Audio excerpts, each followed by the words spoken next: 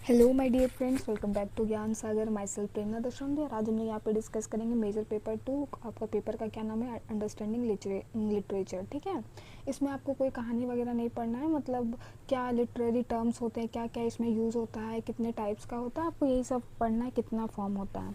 तो पेपर ज़्यादा हार्ड नहीं है, आप आराम से स्कोर इसको कर सकते हैं बढ़िया से।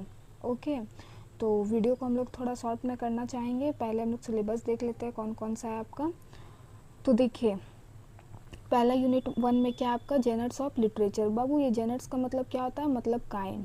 ओके, क्या होता है? काइंड। काइंड मतलब बोल सकते हैं या टाइप बोल सकते हैं कि कितने तरह का होता है, कितने तरह के से लिखा जा सकता है। ओके, तो आप लोग को पता है कि अगर आपके मन में कुछ लिखने का आया, ठीक है, आप कुछ सोच रहे हो, आप लिखते हो बढ़िया, तो आपके मन में आएगा ना भाई कि हम ड्रामा लिखेंगे, कि पोएम लिखेंगे, कि कहानी लिखेंगे, कि नॉवेल लिखेंगे। ये यही वाला क्या है इसका जेनर, इसी को हम लोग काइंड बोलते हैं। क्या चीज़ का? लिटरेचर का। ठीक है, आप पोएम में लिख रहे हो या फिर ड्रामा में लिख रहे हो, पैराग्राफ लिख रहे हो, जो भी लिख रहे हो, ऐसे लिख रहे हो, तो ये सब हमारा क्या हो गया? जेनर हो गया। ठीक है, अब देखो, अब सारा यहाँ पे आपका दिया हुआ है क्या क्या पढ़ना है उसको। उसके बाद देखिए, जैसे पोइट्री हो गया, तो अब पोइट्री में कुछ कुछ टर्म्स है। अब पोइट्री के अंदर भी तो डिवाइडेड होगा, है कि नहीं? तो पोइट्री का पहले मीनिंग क्या होता है, इसका वेराइटीज़ क्या होता है, ये देखेंगे। तो देखिए, लिरिक हो गया, ऑडे हो गया, सोनेट हो गया, एल्गी हो गया, एपिक हो गया, मूक एपिक हो गया, बैलेड हो गया, ड्रामेटिक मोनोलॉग हो गया, और वर्ड्स ड्रामा हो गया। ये सब इसका क्या है? टाइप है। कोई आप दुख वाला लिखोगे, कोई सुख वाला लिखोगे, कोई हंसी वाला लिखोगे, कोई मजाक वाला लिखोगे, कोई शॉर्ट लिखोगे, कोई लॉन्ग लिखोगे, सबका अलग अलग तरीका होगा ना, बस वही सब है। सबका इसका टर्म है, इसको हम लोग वन बाय वन अभी शॉर्ट आंसर में इसको करने का प्रयास करेंगे। और वेरी वेरी इंपॉर्टेंट बच्चा। ओके, चलो, अब देखो, ड्रामा है। जैसा पोइट्री का लिटरेरी टर्म्स है अपना, वैसे ही हम लोग किसका पढ़ेंगे अब बच्चे? ड्रामा का पढ़ेंगे। तो इसका मीनिंग क्या होता है, वेराइटीज़ क्या होता है। पेपर बहुत ज़्यादा टफ नहीं है, आप आराम से कर लोगे। ठीक है, बस अच्छे से देखना है। देखिए, मिरेकल हो गया, मोरालिटी एंड हो गया, मिस्ट्री प्ले हो गया। मिस्ट्री प्ले एक बाइबल है ना, उसमें बहुत अच्छा इसका एग्जाम्पल इसको माना जाता है। इसमें आपको ड्रामा में आप क्या देखते हो कि ये क्या, इसको लिखा जाता है पढ़ने के लिए नहीं, क्या स्टेज में परफॉर्म करने के लिए। जो आप किताब उताब में देखते हो लिखा हुआ, वो कहीं ना कहीं परफॉर्म हो चुका हुआ होगा। ठीक है, तो पढ़ते हैं हम लोग, लेकिन इसको ड्रामा को लिखा ही क्यों जाता है? स्टेज में परफॉर्म करने के लिए। इसके अंदर बहुत सारा सेटिंग होता है, प्लॉट होता है, बहुत कुछ होता है, सारा हम लोग इसके अंदर देखेंगे। इसका टाइप देखो, मिरेकल है, वो चमत्कार मिरेकल वाला हो सकता है। मोरालिटी वाला कुछ आपको यहाँ जागरूक करने का कोशिश करेगा, कुछ आपका नैतिक ज्ञान, वैल्यूज़ जो बोलते हैं उसको जगाने का कोशिश करेगा। ठीक है, मिस्ट्री प्ले हो गया, आप अच्छा लगता है ना सस्पेंस वाला मूवी आपको? तो वैसा ही है। कॉमेडी हो गया, हंसी वाला हो गया, ट्रेजेडी हो गया, फिर ट्रेजिक कॉमेडी हो गया। देखिए, जैसे कि हम लोग का इसको सबसे बेस्ट माना जाता है ट्रेजिक कॉमेडी को। क्यों माना जाता है? क्योंकि देखिए, किसी का भी लाइफ में या तो खाली हंसी वाला नहीं होगा, या ट्रेजेडी वाला, या तो हमेशा वो नहीं, आज 20 साल से खाली दुखी दुख में, ऐसा भी नहीं होगा। ये जो ट्रेजिक कॉमेडी होता है, ये क्या होता है? दोनों का संगम होता है, दोनों का ये होता है। ठीक है, दोनों का मिक्स होता है। तो इसको हम लोग क्या कर सकते हैं? अपने जीवन से ज़्यादा कोरिलेट कर सकते हैं, तो इसीलिए इसको सबसे बेस्ट माना जाता है। उसके बाद आपका वन एक्ट प्ले हो गया। ये आपका यूनिट 1 ख़त्म। और देखिए, बहुत हम बोल रहे हैं ना, इसमें आपको बहुत अच्छा मार्क्स आएगा। ठीक है, अगर आप अच्छे से पढ़ के जाते हो तो। पढ़िएगा कैसे? ये ज्ञान सागर में ये आपको ये वाला पीडीएफ मिल जाएगा जस्ट ओनली कितने रुपीज़ में? 60 रुपीज़ में। अभी आप सेमेस्टर 2 में, जब तक आप सेमेस्टर 8 में नहीं चल जाता, आपको सारा पीडीएफ मिल जाएगा। एसी पेपर, एमडीसी पेपर, जितना भी होता है ना मेजर आपका, जितना 18 तक की कितना तक जाता है, तो सारा 14 तक शायद ना, तो सारा मिल जाएगा इसमें। ओके, तो बाई कर सकते हैं। अदरवाइज़ अगर आपका कोई और सोर्स है तो वहाँ से आप पढ़िए, कोई ज़बरदस्ती नहीं है। अब देखो, ये हो गया। उसके बाद देखो यूनिट 2। और एक बात बच्चा, कि जो हम लोग अभी पढ़ रहे हैं ना, अभी पढ़ रहे हैं और आप जो लिख रहे हैं, अभी एग्ज़ाम में आपका मार्क्स आएगा। जहाँ ना आप सेमेस्टर 4 क्रॉस किए, 4 क्रॉस करने के बाद जानते हैं आपको एवरेज मार्किंग मिलने लगेगा। क्योंकि थोड़ा लिटरेचर में भी है तो थोड़ा टफ टाइप में हो जाएगा, नंबर नहीं मिलेगा। आप 1 2 3 4 इसमें बहुत अच्छा ये कर सकते हो। यही वाला मार्क्स आपको आगे काम आएगा। आपका जब परसेंटेज बनेगा ना, तो इसी से हाई होगा, उसके बाद मार्क्स वार्क्स नहीं आता है, बता दे रहे हैं आपको। यूनिट 2 में देखो, और रांची यूनिवर्सिटी में तो अच्छा खासा मार्क्स दे देता है, बाकी अदर यूनिवर्सिटी में नहीं देता है। यूनिट 2 में देखो, फिर वो तो हम लोग जेनर्स ऑफ लिटरेचर 1 था, इसका अब इसका 2 नाम है। इसके अंदर क्या क्या है? नॉवेल है और ऐसे है। ये भी क्या है? लिटरेचर का ही जेनर है, टाइप है। नॉवेल, नॉवेल क्या होता है भाई? जैसे हम लोग को पता है, बहुत लंबा किसी के जीवन के विस्तृत तो ये में लिखा हुआ रहता है। इसके मीनिंग क्या है ये पढ़ना, इसका वेराइटीज़ उसके अंदर क्या है देखिए।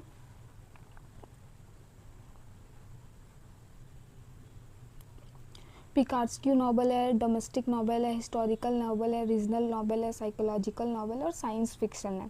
इसमें आपको सब तरह का मिलेगा। आप हेलन केलर के भी बारे में पढ़े होंगे, या फिर आप जो जजंतरम ममंतरम उसका क्या बोलते हैं, गुलिवर्स ट्रैवल, हाँ वो भी आप पढ़े होंगे। हिस्टोरिकल इतिहास बेस्ड भी पढ़े होंगे। तो सब अलग अलग है। धर्म बेस्ड भी रहता है, मानसिक जो साइकोलॉजिकल है वो भी उसके बेस्ड में रहता है, साइंस फिक्शन भी रहता है। साइंस फिक्शन में इमेजनरी ना हो के क्या होता है, फैक्चुअल होता है। ओके बच्चा, अब देखो ऐसे ऐसे तो हम लोग बचपन से लिखते आ रहे हैं। इसका मीनिंग हो गया क्या, ये देखेंगे। और वेराइटीज़ इसमें क्या है, नरेटिव ऐसे हो गया, डिस्क्रिप्टिव हो गया, आर्गुमेंटिव हो गया, फॉर्मल हो गया और पर्सनल हो गया। ओके चलिए, अब देखिए आपका यहाँ पे यूनिट 3 में लिटरेरी डिवाइस, ठीक है। टर्म्स ड्रामा तो क्या है, आयरनी कोरस है, कॉमिक रिलीफ है, डायलॉग है, मोनोलॉग है, सॉलिक है, क्लाइमैक्स है, एंटी क्लाइमैक्स है। ओके, फिर है स्पेक्टेकल है, क्या है, चलो इतना है देखेंगे। फिर पोइट्री में आप देख लिए वर्ड्स है, imagery, rhyme scheme, internal rhyme, half rhyme, enjambment है, मीटर है, टाइप्स ऑफ मीटर है।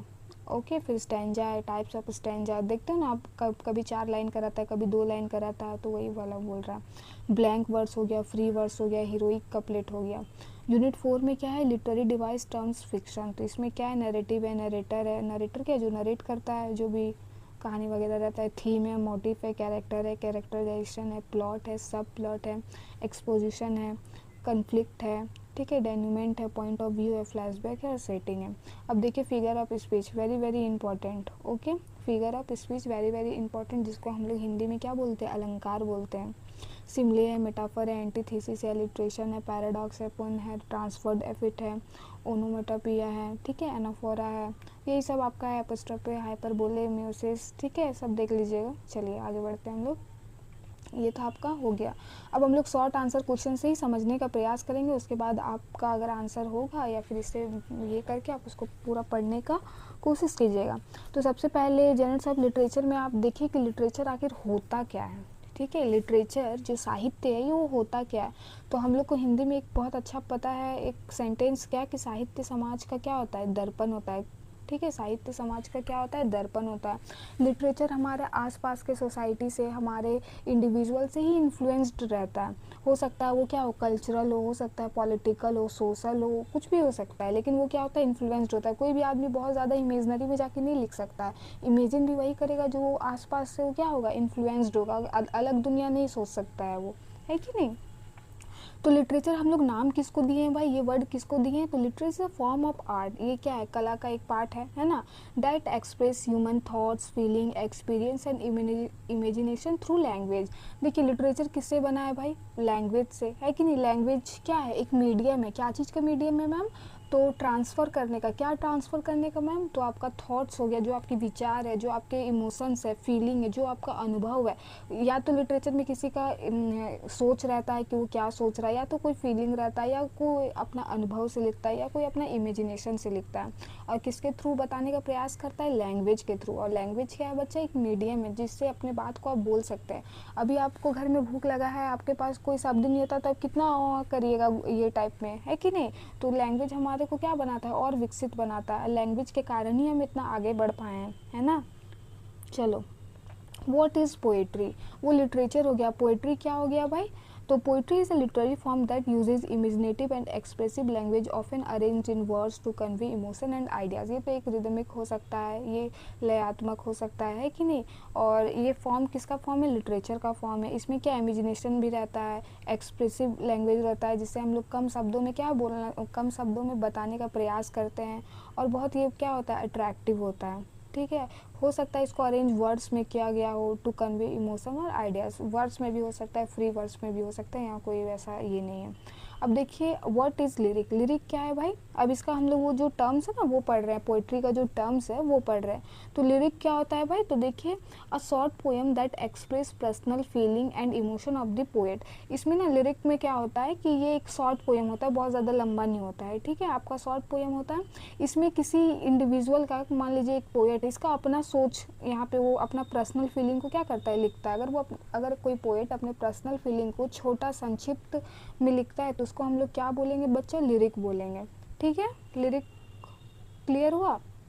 अब देखिए ऑडे क्या है, व्हाट इज़ ऑडे, तो देखिए an ode is a formal lyric poem written in a praise of person object event और आइडिया। ये जो हमारा ऑडे है, हो सकता है ये किसी, इसको तो पहला क्या है, ये भी एक पोएम आपको लिखा हुआ रहेगा, और किसके बारे में लिखा हुआ रहेगा, किसको प्रोत्साहन करता है या प्रेज करता है, या तो किसी पर्सन को करेगा, हो सकता है किसी ऑब्जेक्ट को करेगा, वस्तु को करेगा, हो सकता है कोई इवेंट को करेगा, या हो सकता है किसी के आइडिया को करेगा। प्रोत्साहित मतलब समझ रहे हैं ना, प्रेज करना, एडमायर करना किसी को। जैसे ताजमहल के बारे में कोई लिखा तो वो क्या हो गया, एक ऑब्जेक्ट हो गया, तो उसको कर रहा है। अब कोई महात्मा गांधी के बारे में लिख रहा है, उसको प्रेज कर रहा है, तो वो क्या हो गया, ऑडे हो गया। और कोई किसी के आइडिया के बारे में लिख रहा है, या कोई इवेंट, कोई आपका घर में शादी हुआ और आप उसके बारे में लिख रहे हैं, तो वो क्या हो गया, ऑडे हो गया। समझ में आया? देखिए बहुत हाई फाई लैंग्वेज नहीं, एकदम जो हम लोग बोलचाल में बोलते हैं वैसे ही बोलते हैं हम। तो आई होप आप लोग को समझ में आता होगा, है ना। ऐसा ही बोलना चाहिए जो अगला को समझ में आ जाए, है कि नहीं। और आई होप आप लोग को आ रहा है कि नहीं आ रहा है, कमेंट ज़रूर कीजिएगा आप लोग, ठीक है। What is sonnet? सोनेट क्या है भाई? तो हम लोग को पता है, क्या पता है, sonnet is a 14 line poem usually dealing with love, nature and philosophical ideas. ये ज़्यादातर किसके बारे में रहता है, तो प्यार के बारे में रहता है, लव वंस के बारे में रहता है, हमारे प्रकृति के बारे में रहता है, नेचर के बारे में रहता है, और जो हमारा फिलोसफिकल आइडियाज़, जिसको दार्शनिक बोलेंगे, तो वो रहता है, ठीक है। ये क्या होता है, 14 लाइन का पोएम होता है, ओके। किसमें, इसमें कितना कंटेंट करते हैं, 14 लाइन्स का पोएम होता है, 14 लाइन का सेट होता है, जिसको हम लोग क्या बोलते हैं, सोनेट बोलते हैं बच्चा। अब देखो what is an elegy? Elegy क्या होता है भाई, देखो क्या होता है। An elegy is a poem expressing sorrow usually for the death of a person. इसमें हम लोग क्या करते हैं, ये एक पोएम होता है, ठीक है। सारा तो पोएम ही होता है, लेकिन क्या होता है मैम इसमें, इस पर हम लोग ना दुख जताते हैं, शौक गीत लिखते हैं। हो सकता है वो किसी अपना फ्रेंड के बारे में, एक है, आप लोग को आगे पढ़िएगा कि वो अपने फ्रेंड का मृत्यु हो जाता है तो उसके बारे में लिखता है, ठीक है। तो यही है, किसी का मौत या कुछ के बारे में यहाँ पे लिखा जाता है एल्गी में, दुख भरा, ओके। एपिक क्या हो गया बच्चा, ये क्या हो गया, एक लॉन्ग नैरेटिव पोएम है। जिस लॉन्ग नैरेटिव पोएम मतलब बहुत लंबा, जैसे हमारा रामायण महाभारत जो है ना, वो सब लॉन्ग नैरेटिव पोएम है, और इसको हम लोग एपिक ही बोलेंगे, ओके। क्या बोलेंगे, एपिक बोलेंगे। तो लॉन्ग नैरेटिव पोएम है, इसका एग्जांपल आपका रामायण महाभारत वाला आ जाएगा। और इसमें कोई हीरोइक डेट्स लिख सकते हो, कुछ बहुत बड़ा इवेंट, ग्रेट इवेंट्स को लिखता है, या हिस्ट्री को लिखता है, जो हमारे ट्रेडिशन को लिखते हैं, ये सब आता है। ये एपिक बोलते ही आपको याद रखना है क्या, लॉन्ग नैरेटिव पोएम, और एग्जाम्पल में याद आपको रामायण महाभारत कर लेना है, ताकि आपको ये याद रहे कि कितना बड़ा है रामायण महाभारत, आपको पता है, तो वही, ओके। अब हमारा वो एपिक खत्म हो, सॉरी, अब हमारा क्या हो गया, पोएट्री खत्म हो गया। अब हम लोग किस पे जंप करेंगे, ड्रामा में करेंगे, ड्रामा में करेंगे, ओके। और पता है वीडियो लाने का क्या ये है, जो अभी हम लोग का एक्चुअली कल से एग्ज़ाम है, ठीक है। इसके पहले हम लोग का फ्रेशर था बीएड डिपार्टमेंट में, तो यही सब में थोड़ा बिजी हो गए थे, तो कर नहीं पाए, कोई बात नहीं। देखिए तो क्या है बच्चा, व्हाट इज़ ड्रामा? अब ड्रामा क्या है भाई, तो देखो, a drama is a literary genre in which a story is presented through dialogue and action for performance before the audience. ये क्या होता है, इसमें हमारा स्टेज रहता है, ये बहुत सारे ऑडियंस रहते हैं, और इसके सामने परफॉर्म करने के लिए लिखा जाता है। इसके अंदर आपका बहुत सारा आ जाएगा, वो सेटिंग, प्लॉट वगैरह, क्लाइमैक्स सब आएगा इसमें। तो ड्रामा समझ में आ गया क्या है, ये लिटरेरी का ही, एक लिटरेचर का ही काइंड है, जेनर है, जो कोई स्टोरी को प्रेजेंट करता है, और इसमें अधिक संवाद, जिसको हम लोग डायलॉग बोलते हैं, ठीक है, थोड़ा प्रभावशाली रहता है, थोड़ा एक्शनफुल रहता है, और परफॉर्म करते हैं किसके आगे, ऑडियंस के आगे, ओके।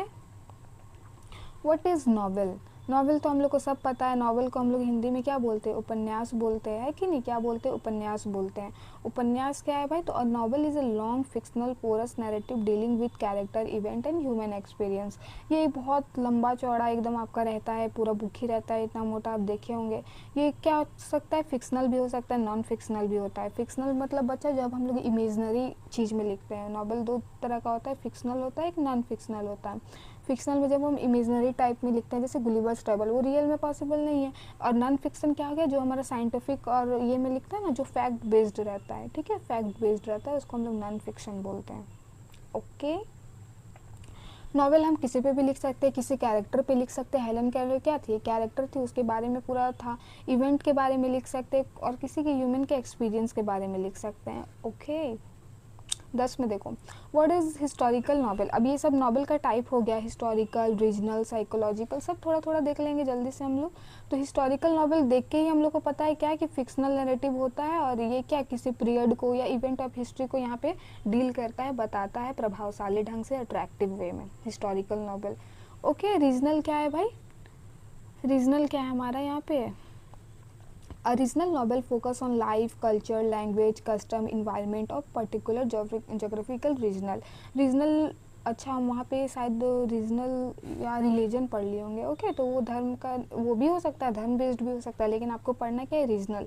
ये जो आपका है ये कोई जोग्राफिकल बेस्ड होता है, किसी खास एरिया के बारे में होगा, वहाँ के पहनावा ओढ़ावा, इन्वायरमेंट, जीवन रूपरेखा कैसा है, उसका लैंग्वेज कैसा है, उसके बारे में होता है, तब वो क्या कहता है, रीजनल नॉवल होता है। ठीक है, हो सकता है कि जो वहाँ पे वो है वो आपके यहाँ पे ना हो, कोई बहुत सारे डिफरेंसेस हो सकता है ना, क्योंकि हम लोग क्या बोलते हैं, जैसा देश वैसा भेष। 12 में देखो व्हाट इज साइकोलॉजिकल नॉवल। तो साइकोलॉजिकल नॉवल क्या है भाई, यहाँ पे हम लोग आउटर वर्ल्ड से ज़्यादा हम लोग किसको, इनर ये को ज़्यादा महत्व देते हैं और इसके बारे में लिखते हैं, तो उसी को हम लोग क्या बोलेंगे भाई, साइकोलॉजिकल नॉवल बोलेंगे। ओके, फिर है हमारा what is scientific fiction novel. तो साइंटिफिक फिक्शन नॉवल क्या होगा, ये हमारा टेक्नोलॉजी बेस्ड रहेगा, साइंटिफिक आइडियाज़ बेस्ड रहेगा, स्पेस फ्यूचर डेवलपमेंट के बारे में रहेगा कि ऐसे ऐसे हो सकता है ना। जैसे कि एक मूवी है हमारा, क्या है, अक्षय और सोनाक्षी है, और वो है, क्या नाम है उसका, एक कवच करके बोलता है कि सोनाक्षी सिन्हा की कवच का ये कर रही है, तो वो सब क्या हुआ, वो भले वो हो सकता है कि पॉसिबल ना हो, लेकिन वो सोच रहा है, वो क्या टेक्नोलॉजी लाने का कोशिश कर रहा है, फ्यूचर डेवलपमेंट के, हाँ भाई ऐसा भी हो सकता है। मूवी का नाम याद नहीं आ रहा है मेरे को, अगर किसी को याद होगा तो कमेंट कीजिएगा। फिर देखिए व्हाट इज़ एन ऐसे। अब हम लोग किस पे आ गए, नॉवल के बाद ऐसे में आ गए। ऐसे क्या होता है बच्चा, ऐसे is a short prose composition that discuss particular subject और आइडिया। ये ऐसे में हम लोग को कोई एक पर्टिकुलर टॉपिक रहता है, उसके बारे में हम लोग क्या करते हैं, लिखते हैं। ठीक है, टाइम इज़ मनी मान लो ये हमारा टॉपिक, इसके अंदर फिर हम लोग लिखते हैं, है कि नहीं, तो वही हो गया। फिर है व्हाट इज़ नैरेटिव ऐसे। तो नैरेटिव ऐसे क्या है, अ नैरेटिव ऐसे टेल्स अ स्टोरी और describe a sequence of event. देखो नैरेटिव ऐसे में क्या होता है भाई, जो आप लाइक कुछ देखें, ठीक है, आप एक घटना देखें, आप कॉलेज जा रहे थे, वहाँ देखें कि उसका घर तोड़ा गया है और बच्चा रो रहा है बाहर में बैठ के, और उसके मम्मी लोग उसको सब सामान को ये कर रही है, क्या कर रही है, पकड़ रही है, मतलब हटा रही है। ओके, ये चीज़ आपका देखे, अब ये आपका माइंड में क्या कर गया, रिफ्लेक्ट कर गया, आपके मन में इसका क्या एक शैडो बन गया, प्रतिबिंब बन गया कि कितना दुखद घटना था। अब वो जाके आप लिख रहे हैं, ठीक है, वो सीक्वेंस जैसे आप देखे कौन कैसा कर रहा था, एक सीक्वेंस में लिख रहे हैं, तो इसी को हम लोग नैरेटिव ऐसे कहते हैं बच्चा।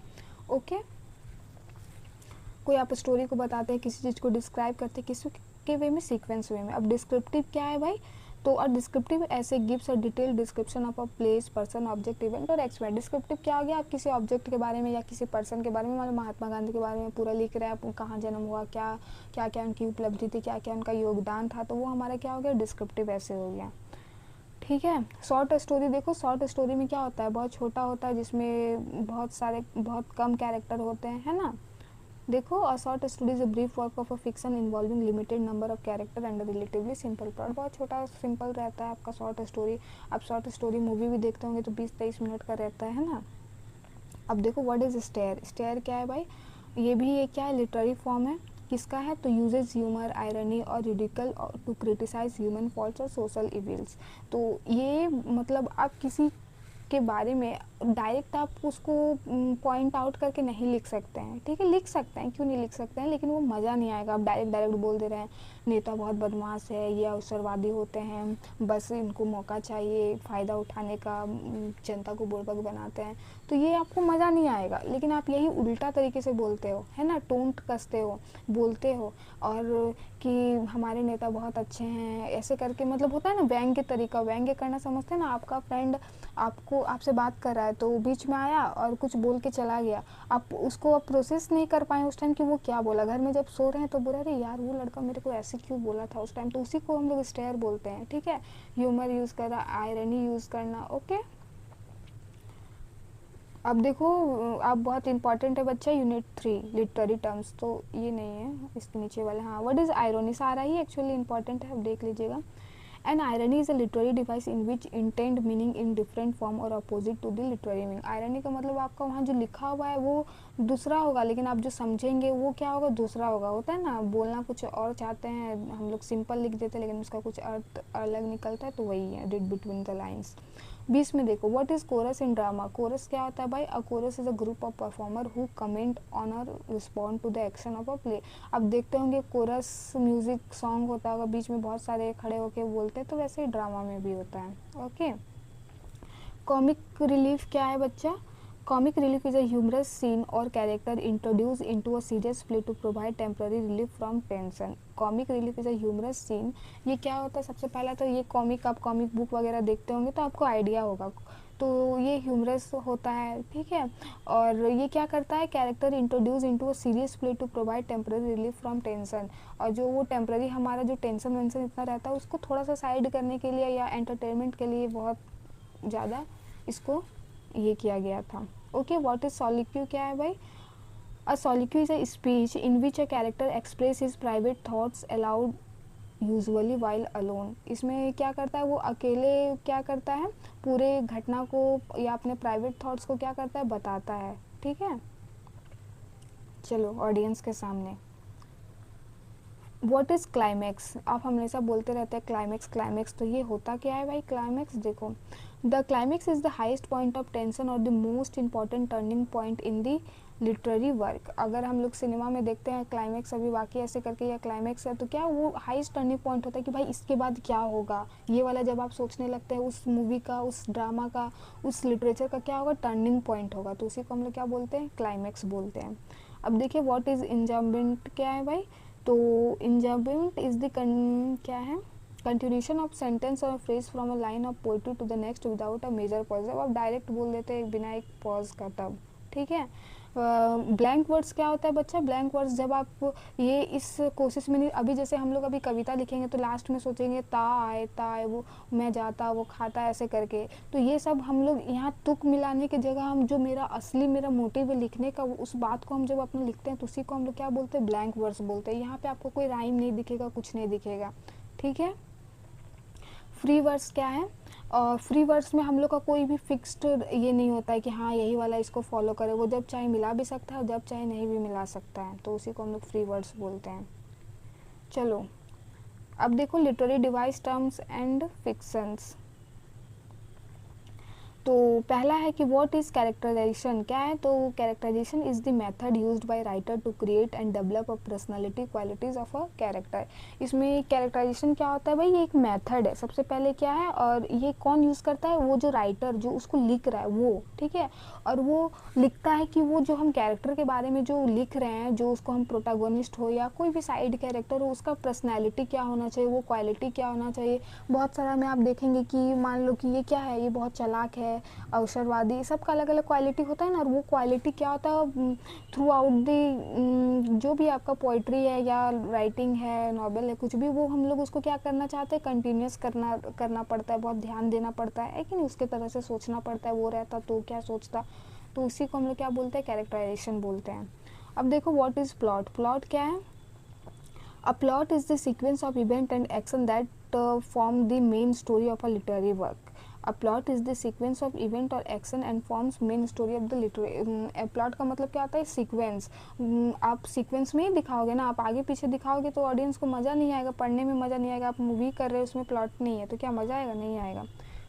सिमिले क्या है बच्चा, इसमें क्या होता है हमारा, देखो सिमिले क्या है कि जब हम लोग दो चीज़ के बीच में कंपेयर करते हैं, ठीक है, दो चीज़ के बीच में क्या करते हैं हम लोग, कंपेयर करते हैं। किस क्या चीज़ कंपेयर करते हैं मैम, जब हम लोग लाइक और एज लगा के कंपेयर करते हैं ना बच्चा, तब उसको हम लोग सिमिले बोलते हैं। अगर आपको कोई सेंटेंस में दिख गया लाइक या एज, तो वो समझ लो उसमें कौन सा मेटा ये है, तो सिमिले है, ठीक है। लिटरेरी डिवाइस है तो क्या है, सिमिले है। कैसे है मैम, हम जैसे बोलेंगे you are looking like tiger, ठीक है, तो इसका मतलब हम लोग क्या बोलना चाह रहे हैं कि तुम शेर की तरह दिखते हो, ये बोलना चाह रहे हैं।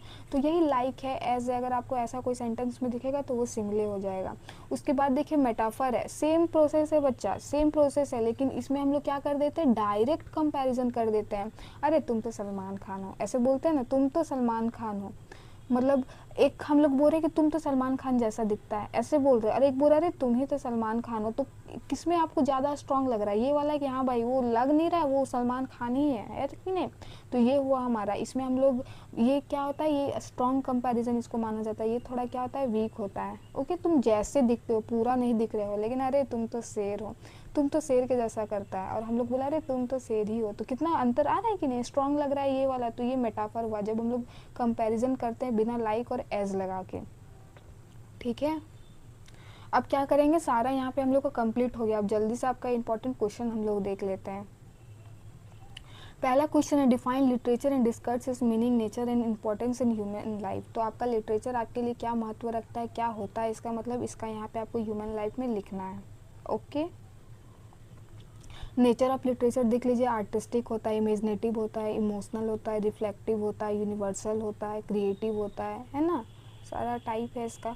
क्या महत्व है हमारा इम्पोर्टेंस लिटरेचर का, तो सोर्स ऑफ एंटरटेनमेंट है। पहले हम लोग इसको क्या एंटरटेनमेंट के ही, मनोरंजन के लिए, फिर बाद में लगा नहीं भाई इससे हम आदमी को जागरूक कर सकते हैं, ठीक है, लोगों की सोच बदल सकते हैं, तो वही है। सोशल अवेयरनेस फैला सकते हैं, मोरल डेवलपमेंट कर सकते हैं।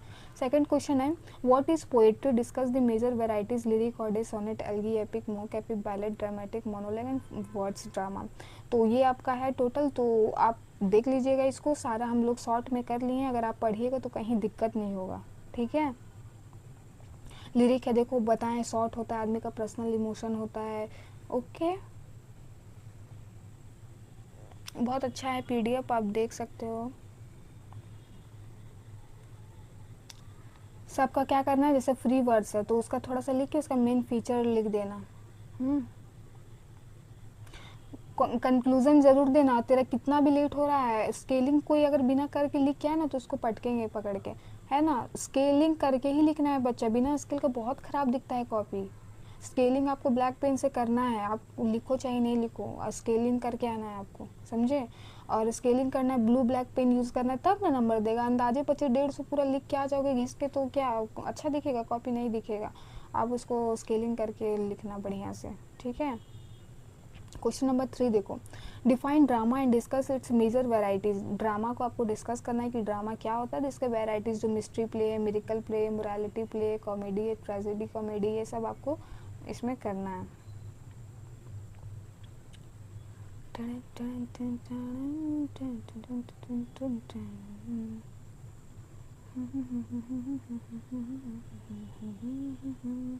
फिर what is lyric, discuss the major characteristics and explain different forms of lyric poetry. तो लिरिक क्या होता है, इसका डिफरेंट फॉर्म भी आपको लिखना है। तो हम लोग पढ़े थे कि ये क्या होता है, शॉर्ट पोएम होता है, पर्सनल हो सकता है, ब्रेविटी किसी की बहादुरी पे हो सकता है, इमोशनल हो सकता है, म्यूजिकल हो सकता है, सब्जेक्टिविटी हो सकता है, इमेजिनेशन हो सकता है ना। अगर ऊपर का आप मेन समझ गए तो इसको पढ़ने में आपको कोई दिक्कत नहीं होगा। ऑडे, सोनेट, एल्गी, सॉन्ग, हिम, ठीक है। हिम में क्या होता है, इसमें हम लोग का थोड़ा रिलीजियस होता है, ओके, पूजा पाठ रिलेटेड। 5 में देखो, what is sonnet, discuss is origin, structure, major types and important characteristic. तो मेजर क्या था, सोनेट हमारा 14 लाइन का पोएम था, है ना। इसका मतलब क्या होता है, little song. Fix time follow करता है। सेकेंड है, what is an elegy, discuss its major characteristics, development and different forms. मेरा स्टोरेज लो हो चुका है बच्चा, जल्दी जल्दी देख लो आप लोग। नेक्स्ट है, what is novel, discuss its major characteristics and explain the different variety in novel. Video कभी भी बंद हो सकता है। फिर है, explain the different varieties of novel, picaresque, domestic, historical, regional, psychological and science fiction.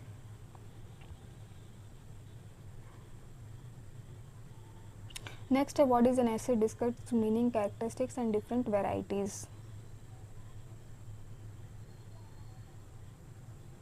4 में, what is the major other genres of literature, discuss short stories, tale, allegory, fable, प्रेबल, autobiography, biography and. इसको छोड़ देना है, जो syllabus में mention नहीं है वो नहीं आएगा, ये क्वेश्चन स्किप कर देना है। फिर distinguish between biography, autobiography and biography, discuss their characteristic, similarity and differences. ये भी नहीं पढ़ना है आपको, बायोग्राफी और ऑटोबायोग्राफी। बायोग्राफी क्या होता है, जब दूसरे कोई लिखेगा आपका जीवन में और आप अपने जीवन के बारे में खुद लिख रहे हैं तो क्या हो जाएगा, ऑटोबायोग्राफी। ट्रैवल लॉग है, ट्रैवल लॉग में क्या होता है बच्चे कि वो यात्रा अपना करता है, फिर अपना अनुभव, इमोशंस लिखता है, समझे। वहाँ के खेत खलियान, वहाँ के व्यक्ति, वहाँ के पहनावा ओढ़ावा, ठीक है। फिर what is irony, discuss the major types, explain the importance of irony in drama. ऐसे एक छोटा क्वेश्चन में पूछेगा, लेकिन 15 नंबर में आपको ऐसा नहीं कि एक ही क्वेश्चन पूछ देगा ऐसा, लेकिन आप देख लेना। Explain chorus, comic relief, dialogue, monologue, soliloquy as important dramatic terms, ऐसा क्वेश्चन पूछेगा। फिर what is climax and anti climax, discuss their function in drama and suitable explanation. फिर एक्सप्लेन माइम, स्पेक्टेकल, ये भी आपका नहीं है सिलेबस में।